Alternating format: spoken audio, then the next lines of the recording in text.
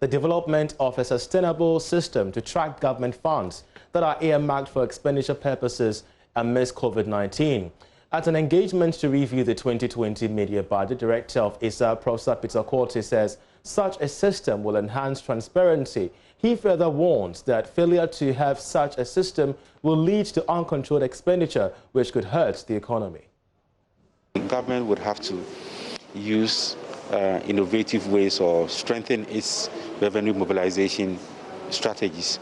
Digitization is very critical, that we try to mobilize more resources domestically to fund a greater proportion of the items listed in the media review, rather than resorting to borrowing. There are new areas springing up. Due to COVID, a lot of businesses are going online. There's the need to try and rope them into the tax net.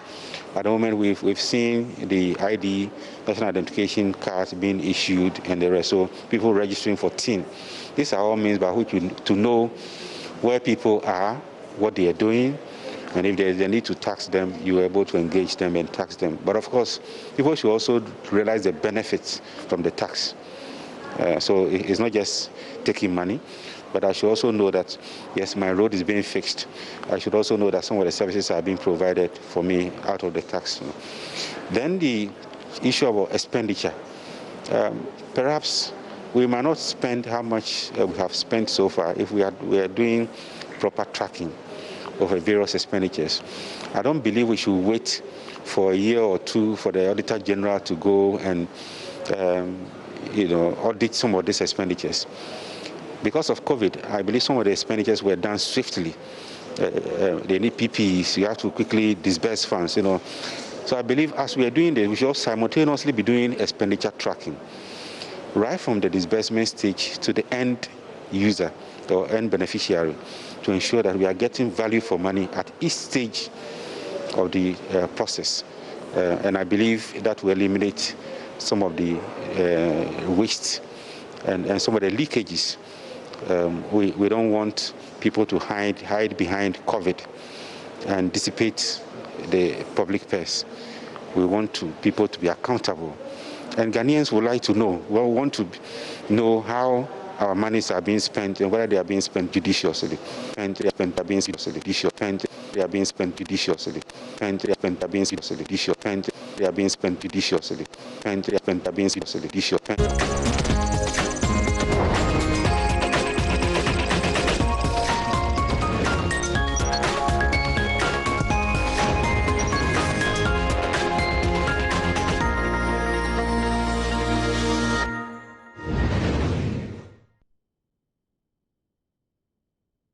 Well, you've been listening to Professor Peter Korte of ISSER. They're raising concerns for the need for there to be a mechanism to track expenditure amidst COVID-19. Well, my colleague Ebenezer Sabute was there at the event and joins me for some analysis on what exactly happened there. It's no surprise. Earlier on, we heard from the IFS raising concerns about expenditure amidst COVID-19. What has been the key message ISSER has been driving today? So the key message is here, you know what, we have a situation at hand. We don't have to go all out to say we are going to spend without tracking or without knowing where the expenditure is going.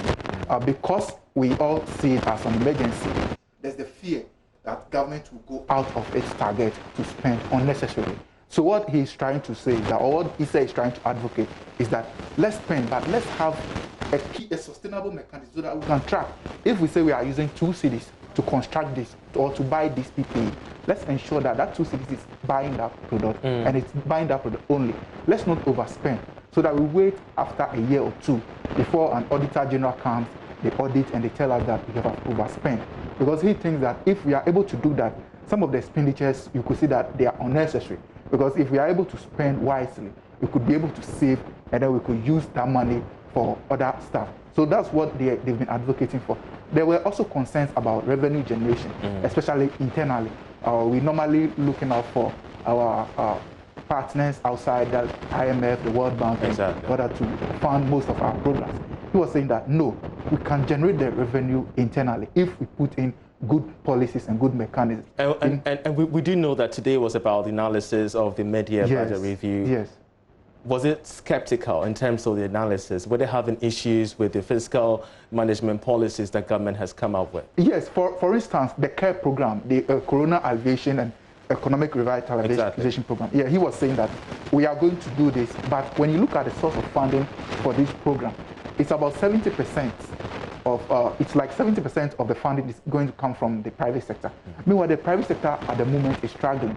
How is government going to raise the funds from them? If the people are not working, if the people are not able to produce, to sell, how do you get money from them? So they are also raising the concern about that sector as well, that economic policy as well, that if that is the case, then there may be a challenge going forward. Yes, it can be a policy that will be able to sustain it for the medium term, but long term, it cannot be sustainable, because when you look at the structure of funding, there may be a challenge with it. Interesting. Ebenezer, many thanks for that analysis. We shall be having, extensive analysis on this in our subsequent bulletins there, but you did hear, Sabote, the concerns raised by ISSER when it comes to our expenditure amidst COVID-19. Let's move on to other stories now.